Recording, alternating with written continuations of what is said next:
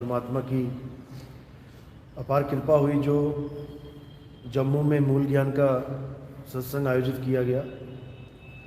बंदी छोड़ की बहुत बड़ी दया होती है जब कोई इस मूल ज्ञान को सुन पाता है। सुनने से भी ज़्यादा मुश्किल है इसको समझना। लोग सुन नहीं पाते हमारा सत्संग, आधा घंटा पौने घंटे में ही एकदम हालत ख़राब हो जाती है क्योंकि सत्य को सुन नहीं सकते। लेकिन अगर ये सत्य किसी को अच्छा लगने लगे, मीठा लगने लगे, फिर इससे मीठा और कुछ रह भी नहीं जाता। इसीलिए हर संत ने इस सत्य को अमृत बोला है। सत्य ही अमृत है, लेकिन हम किसी और को ही अमृत मान के बैठ गए कि किसी घड़े में अमृत रखा हुआ था और वो बांटा गया था। नहीं, सत्य रूपी जो आत्मा है वही अमृत है। अमृत का मतलब है अमरत, जो कभी मरे ना। मृत यानी मुर्दा, और आ लगा दिया आगे यानी अमृत, जो मुर्दा नहीं हो सकता। और इस दुनिया में केवल एक ही चीज़ है जो मुर्दा नहीं हो सकती, और वो है आत्मा। उसी आत्मा का सारा खेल है। जितने धर्म हैं सब उसी आत्मा के बल पे चल रहे हैं, किसी भगवान के बल पे नहीं चल रहे ये धर्म। अगर धर्म किसी भगवान के बल पे चल रहे होते तो इस दुनिया में एक ही धर्म होता, क्योंकि जो बलवान होता वही स्थापित होता, बाकी सब मारे जाते, धराशायी हो जाते। लेकिन यहाँ पर सारे धर्म चल रहे हैं, एक भी धर्म को भगवान बंद नहीं कर रहा है। चाहे वो गलत ही क्यों ना चल रहा हो, चाहे वो जीव हत्याएं क्यों ना करवा रहे हो, तब भी भगवान इसको बंद नहीं कर रहा है, तब भी परमात्मा इसको बंद नहीं कर रहा है। आखिर क्यों? क्योंकि ये सारे धर्म बात की बात है, पहले हम आत्मा पर निर्भर हैं। हर आदमी, हर जीव आत्मा पे निर्भर है। आत्मा है तो सब है, आत्मा नहीं तो कुछ भी नहीं है। आत्मा नहीं है तो सब मरे हुए ही हैं। जितना भी हम प्रेम करते हैं अपने माँ बाप भाई बहनों से, हम असल में आत्मा से प्रेम कर रहे होते हैं। हम गलती से मान लेते हैं कि हम शरीर से प्रेम कर रहे हैं। अगर शरीर से प्रेम कर रहे होते तो हम कभी अपने माँ बाप को जलाते ही ना। कौन अपने माँ बाप की एक उंगली भी आग पे रख सकता है, पकड़ के रख सकता है कोई?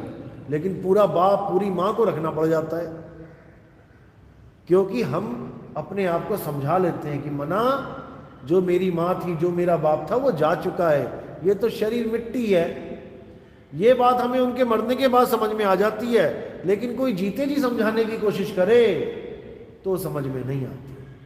तब नहीं समझ में आता कि जो मेरा बाप है, जो मेरी माँ है, जो मेरे बेटे हैं, बच्चे हैं, ये सब मिट्टी के पुतले हैं और मैं मिट्टी के पुतलों से प्रेम कर बैठा हूं। ये बात समझ में नहीं आती। इसी को समझाना है। मिट्टी ही तुम्हें दोबारा मिट्टी में लाने के लिए बनाई गई है। मिट्टी के पुतले तुम्हें दोबारा मिट्टी में लाने के लिए, दोबारा गर्भ में ले जाने के लिए ये पुतले बनाए गए हैं। माया ने पुतले बना दिए हैं और तुम्हें पुतलों से प्रेम करवाया जा रहा है। और तुम्हें यही नहीं समझ में आ रहा कि ये पुतले मेरे कुछ हैं भी या नहीं। इन पुतलों का अपना मान बैठा, मेरा भाई, मेरी माँ, मेरा बाप, मेरे बेटे। ये नहीं समझ में आ रहा कि हम सब परमात्मा के जीव। कोई बाप नहीं, कोई बेटा नहीं, कोई माँ नहीं, कोई भतीजा नहीं, कोई भांजा नहीं, सब परमात्मा के जीव हैं। अपना अपना कर्म भोग करने के लिए, अपना अपना हिसाब किताब पूरा करने के लिए आ गए एक दूसरे का भाई बहन बन के। किसी से 1 लाख रुपया लिया आपने, नहीं दिया वापस, तो क्या करेगा वो? बहुत चीखेगा, चिल्लाएगा, रोएगा, गिड़गिड़ाएगा। आप कहते कर ले जो करना है। अब क्या किया उसने? आत्महत्या कर ली। उसके बाद क्या हुआ? तुम्हारा बेटा बन के आ गया। अब तुम्हारी जेब में से भी खींच के लेके जाएगा वो 1 लाख पूरा करने के लिए, और तुम बड़ी खुशी खुशी दोगे उसको, ले बेटा ले ले, ले बेटा ले ले। तो ऐसे ही ये रिश्ते नाते बनते हैं। हमारे जितने भी रिश्ते नाते हैं इसी वजह से बने हैं। एक लेवा एक देवा दूतम, और कोई किसी का पिता ना पूतम। किसी का कोई पिता नहीं, कोई पुत्र नहीं, सब लेने देने के संबंध हैं। और ये संबंध जैसे ही पूरे हो जाएंगे सब छूमंतर, सब गायब। लड़के को भेजा इंग्लैंड, पढ़ ले लिख ले, आके हमारा सहारा बने। वहां पर उसको एक लड़की पसंद आ गई, अगले ने शादी करी, वो कहती है अब दोबारा इंडिया नहीं जाना। ठीक है, नहीं जाऊंगा, खत्म। तुम चिट्ठियां लिखते रह जाओ, तुम फोन करते रह जाओ, उसका हिसाब किताब खत्म। ये हैं लेखे जोखे हमारे रिश्तेदारों के साथ। अब एक रिश्ता ऐसा है जो कभी खत्म नहीं होता, और वो रिश्ता है परमात्मा का। परमात्मा हमेशा तुम्हारे अंग संग है, हमेशा। चाहे तुम उसको 100 गालियां ही क्यों ना देते रहो, वो तब भी तुम्हारे साथ है। देते हैं लोग परमात्मा को गालियां, भगवानों को गालियां देते हैं लोग, ऐसे भी बैठे हुए हैं। क्यों? क्योंकि वो कहते हैं तो प्रकट करके दिखाओ, नहीं तो भाड़ में जाए तुम्हारा भगवान, ऐसे भी बोलते हैं। अब उनको कौन समझाए कि वो प्रकट ही है। ओ शाह सा तो वख नहीं, बस वेखण वाली अख नहीं। बस गल इतनी की है, और इतनी बात समझ में आ जाए तो सारी कहानी सुलझ जाती है। वो हमसे जुदा हो ही नहीं सकता, और ना मैं उससे जुदा हो सकता हूं, क्योंकि आत्म में राम, राम में आत्म। बताओ कौन किससे अलग होगा? अलग हो ही नहीं सकते। केवल माया का पर्दा है, अज्ञानता है।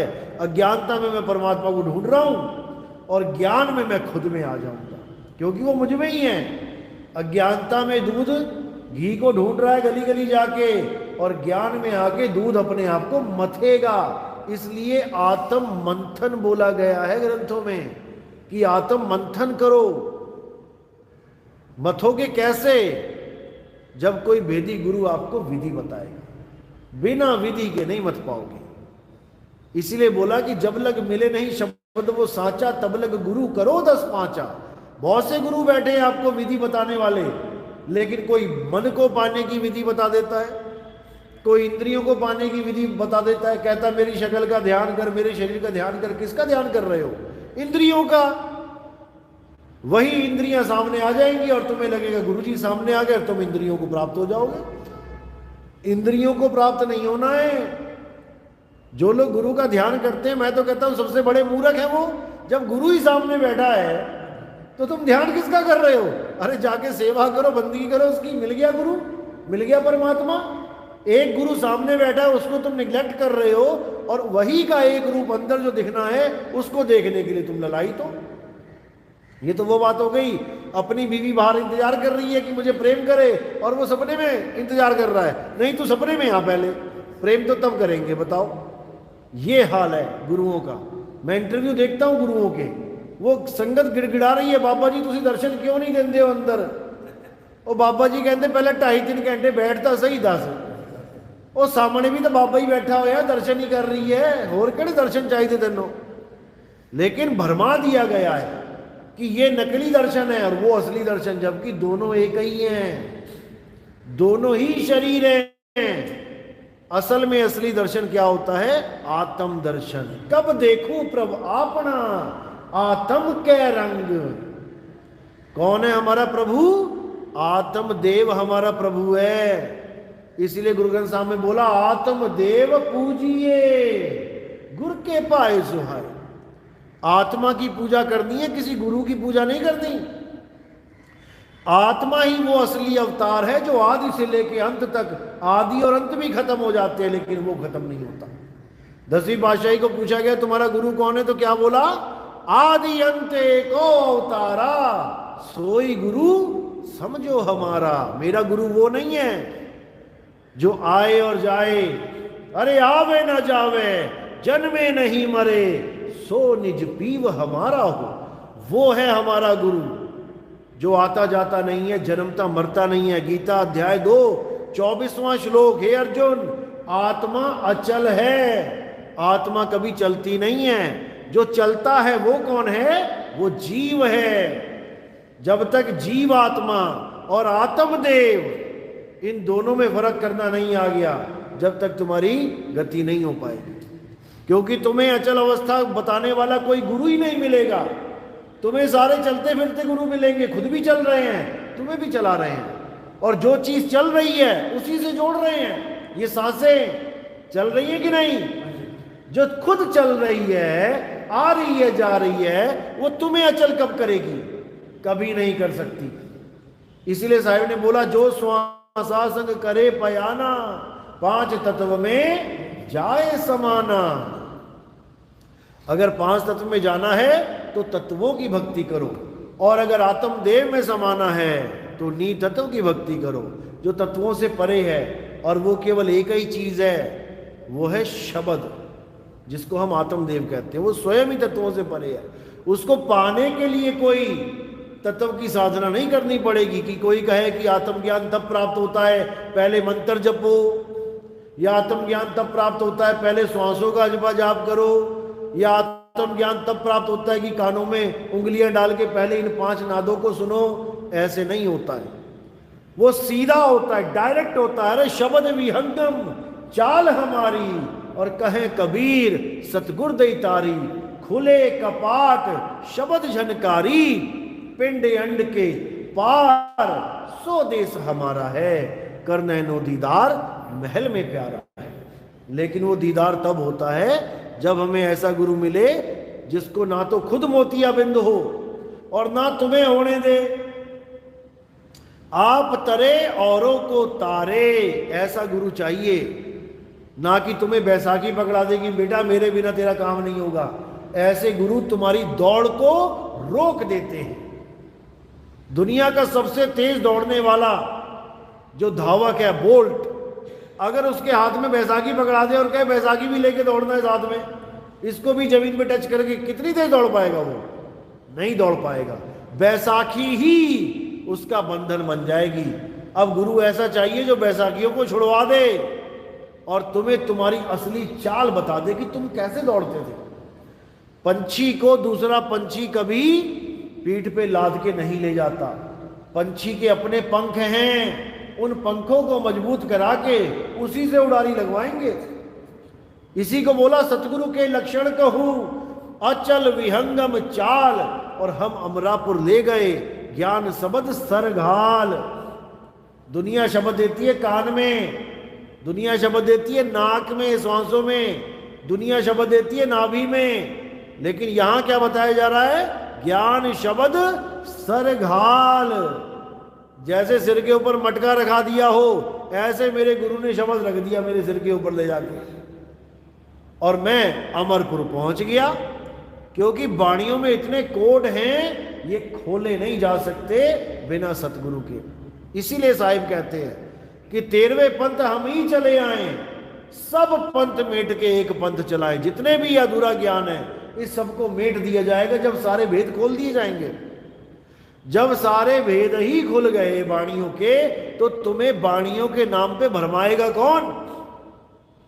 आज तक जितने भी गुरु बैठे हुए हैं गद्दियों पे, ये सब वाणी ही तो लेके चल रहे हैं। आप उनके पास वाणी सुन के ही तो जा रहे हो, लेकिन वाणी के भेद नहीं पता उन्हें, इसलिए आपको गलत साधना, अधूरी साधना दे देते हैं। इसलिए बिल्कुल स्पष्ट बोला गया कि गुरु कौन है? गुरु देह नहीं है, वाणी गुरु, गुरु है वाणी, बिच वाणी अमृत सारे। जो अमृतसर है, जिसकी लोग टिकटें लेके जाते हैं अमृतसर, वो अमृतसर वो नहीं है। बिच वाणी अमृत सारे, वाणी में ही अमृत है। लेकिन कौन सी वाणी में? जो ग्रंथ लिख दिया गया उस वाणी में? ये तो अभी लिखा गया 300-400 साल पहले, 500 साल पहले। उससे पहले कौन सा था? उससे पहले कौन सी वाणी थी परमात्मा की? उससे पहले वेद थे, पुराण थे, गीता भागवत थे, ये तो लोग मानते नहीं है। फिर कौन सी वाणी थी? वो कौन सा गुरु था? वो ये वाणी नहीं थी भाई, वो है धुर की वाणी आई, जिन सगली चिंत मिटाई। वो धुर की वाणी, जब उसकी आवाज आपको आने लग जाती है, आने का मतलब ये नहीं वो आ रही है, यानी तुम पहुंच रहे हो वहां पे। अरे पहुंचोगे वह देश जब तुम सुध रहे ना देह, और 5 तत्व गुण 3 नहीं, ऐसा शब्द विदेह।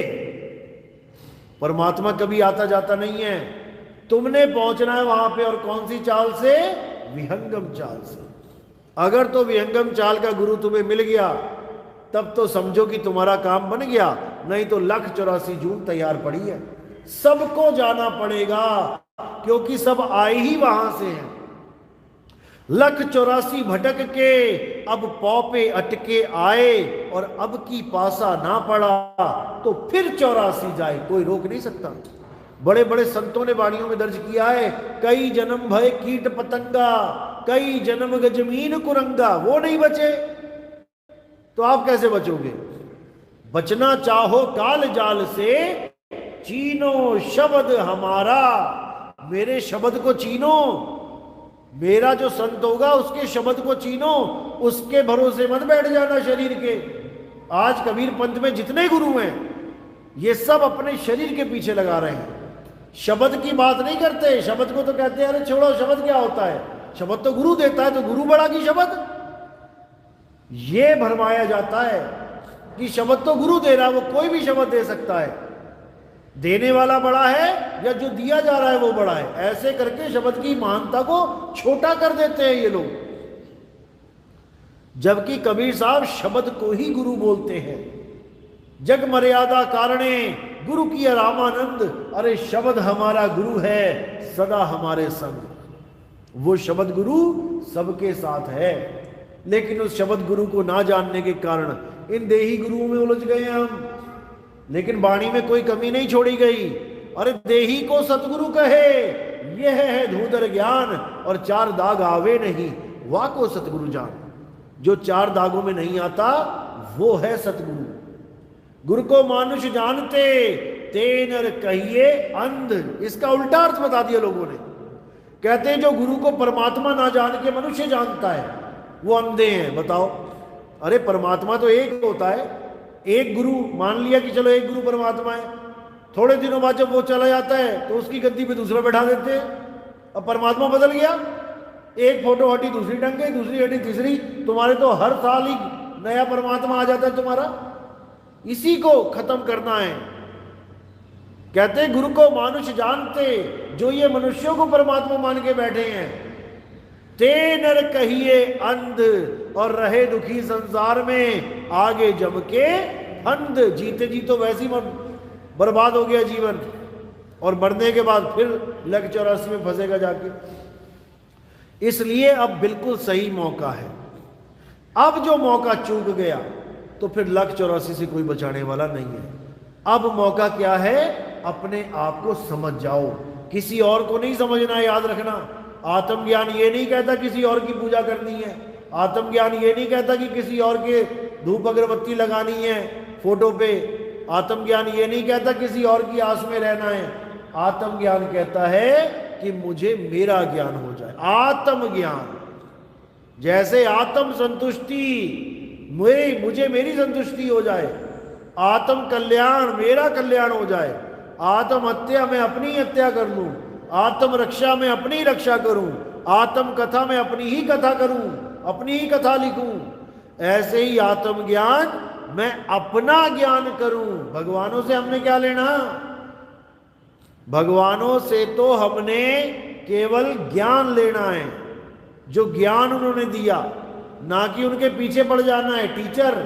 टीचर से हमने क्या लेना है, आज तक जितने भी टीचर बनाए आपने क्या लिया, आपने ज्ञान लिया। 2 दूनी 4, 2 चौके 8, आज तक ज्ञान का हमारा है। कौन से टीचर के पीछे पीछे घूम रहे हो तुम? जिस भी टीचर ने जो भी ज्ञान दिया उसको नमस्कार किया, उसको मान सम्मान दिया और ज्ञान अर्जित कर लिया। अब किसी के पीछे नहीं घूमना है।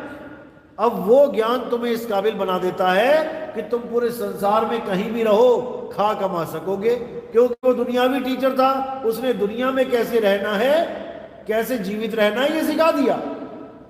लेकिन वो टीचर आपकी मदद नहीं कर सकता अध्यात्म में। अध्यात्म में आपको केवल आध्यात्मिक टीचर ही चाहिए, जो आपको ज्ञान देगा, ना कि अपने पीछे पीछे घुमाएगा। वो कभी अपनी आस नहीं लगवाएगा कि बेटा मेरा इंतजार करना, मैं आऊंगा तुझे बचाने ना। चिड़िया को किसी ने पत्थर मारा और चिड़िया ने ज्ञान ले रखा उड़ने का, वो किसी का इंतजार नहीं करती। पत्थर उस तक पहुंचने से पहले उड़ारी मार लेगी, यही ज्ञान है।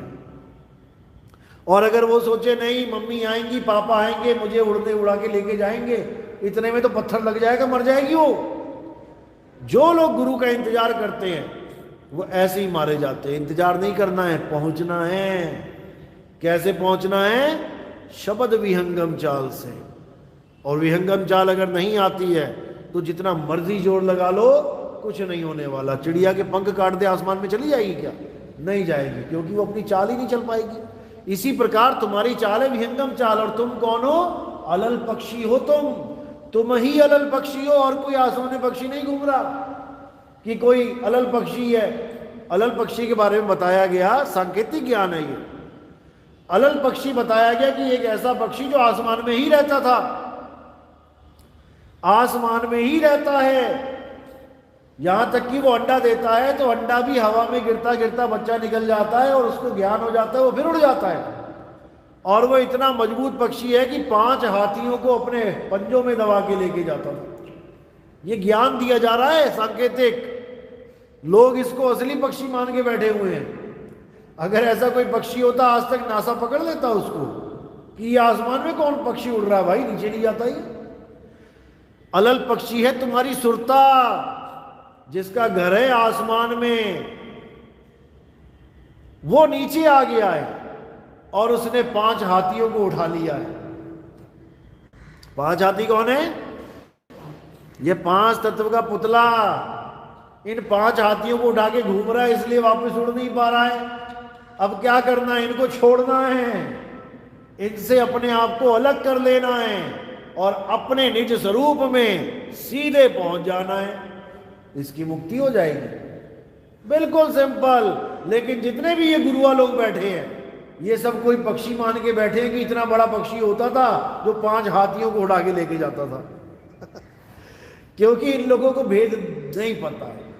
इसी को साहिब ने बोला कि जैया जन्म मुक्ता हाथा तैया हाथा ना कोई, अरे छठी तुम्हारी है जगह तू कहां चला बिगोई।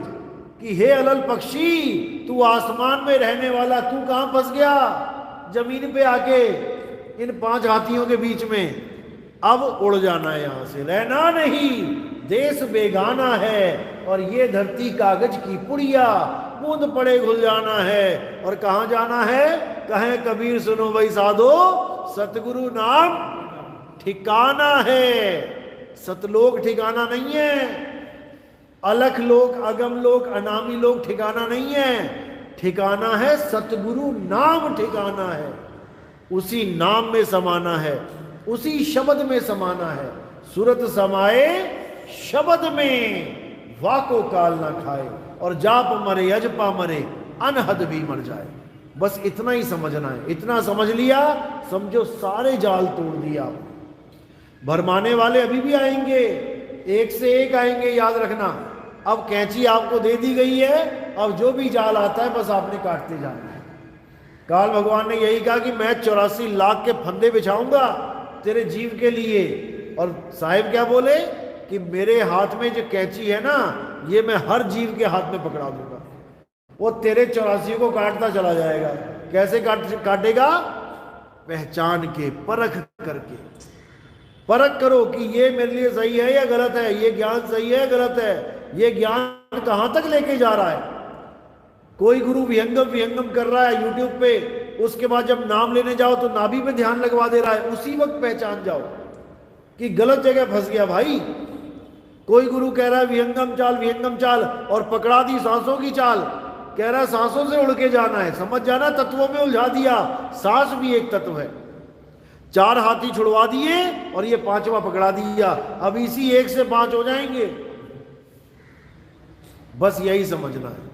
जब तक अपना भला और बुरा तुमने खुद समझना नहीं सीखा, तब तक तुम विवेकी नहीं कहलाओगे। तब तक तुम किसी और के द्वारा चलाई गई कठपुतली कहलाओगे। जब तुम्हें खुद समझ में आ गया कि मेरा भला कहाँ है, हर गुत्थी सुलझ जाएगी, सब कुछ खुल जाएगा। चलो आज का सत्संग यही समाप्त करते हैं। जो नाम दीक्षा वाले हैं हाथ खड़े करो। कोई बात नहीं, जिनको फोन मिली है वो भी पहली दीक्षा लेंगे, कंठी लेंगे, और जो नाम दीक्षा वाले हैं आगे आ जाएंगे। और जो प्रोग्राम चरणामृत का सारा सिस्टम बनाओ यहाँ पे।